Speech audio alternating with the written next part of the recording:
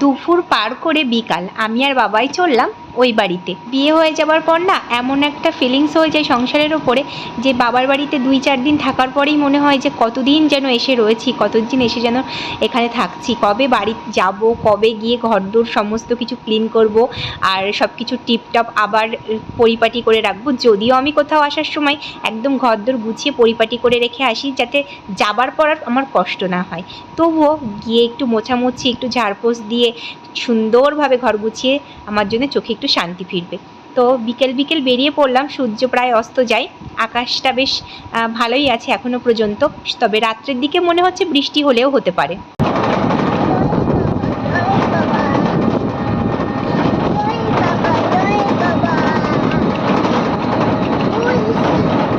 বাড়ি ফিরে গেছি আবার আধা ঘন্টা হয়ে গেছে, তবে বাবাইকে নিচে পু আর কাকার কাছে রেখে এসেছি। ওপরে এসে তাড়াতাড়ি করে বেড কভারটা চেঞ্জ করে নিলাম আর ঘর দোরগুলো হালকা মোছামুছি করে নিলাম।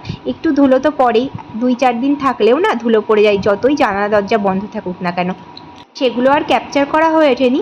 এবার ঘরটা মুছে নিচ্ছি, ঘর মুছে নেবার পরে একটু কিচেনে চলে যাব, সেখানে কিছু হালকা একটু মোছামুছি করব, তারপর বাবাইয়ের খাবার বানাবো, দেন আমি একটু তরমুজ কেটে নিয়ে বসবো, তারপরে আমার সন্ধ্যার কাজ মোটামুটি কমপ্লিট হবে। বাবাইকে খাওয়ানোর পরে বাবাইকে একটু বই পড়াবো, তারপরে রাত্রে রান্নার দিকে চলে যাব। তো চলো, আমার কিন্তু সব লাগেজ থেকে বার করে সমস্তটা পরিপাটি করে জায়গার জিনিস জায়গায় রাখা হয়ে গেছে, এবার লাগেজটা রেখে দিচ্ছি, কারণ জায়গার জিনিস জায়গায় যত সময় না আমি রাখবো তত সময় আমার মাথায় মনে হবে যেন কত কাজ মাথার মধ্যে চেপে রয়েছে। আর বাড়িতে আসার পর একটু না একটু তো জামা কাপড় হয়েই যায়, জমেই যায়, সেগুলো তো কাচতে হবে, সেটা একটা মাথার মধ্যে চলে।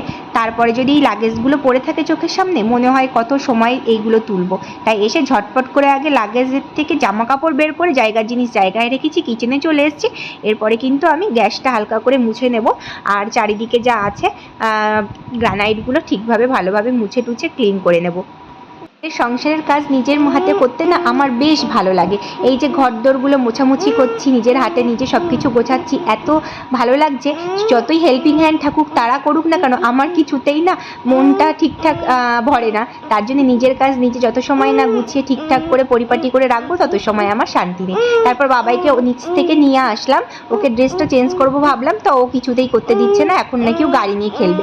তা ততক্ষণও খেলুক, ততক্ষণে আমি ওর খাবারটা বানিয়ে নিই। এখানে কিন্তু দুধ বসিয়ে দিয়েছি সুজি বানাবো বলে, আর আমি একটু তরমুজ কেটে নেব, তারপর কিন্তু ফ্রেশ হয়ে নিয়ে ড্রেস চেঞ্জ করে নিয়ে আমি ওকে খাওয়াতে বসবো। এখানে দেখো তরমুজ কেটে নিয়েছি, এরপরে কিন্তু আমি ঘরে চলে যাচ্ছি। বাইরে যা গরম লাগছে একটু দাঁড়ানোর মতো না, যতই বৃষ্টি হোক না কেন তাও যেন একটা গুমোট গরম লাগছে। ওপর ঘর এতদিন বন্ধ ছিল তো ওই জন্যে বোধহয় এমনই হচ্ছে। তবে এক ছোট্ট ব্লগটা কেমন লাগলো অবশ্যই কমেন্টসে জানিও, আর ভালো লাগলে একটা লাইক করে দিও।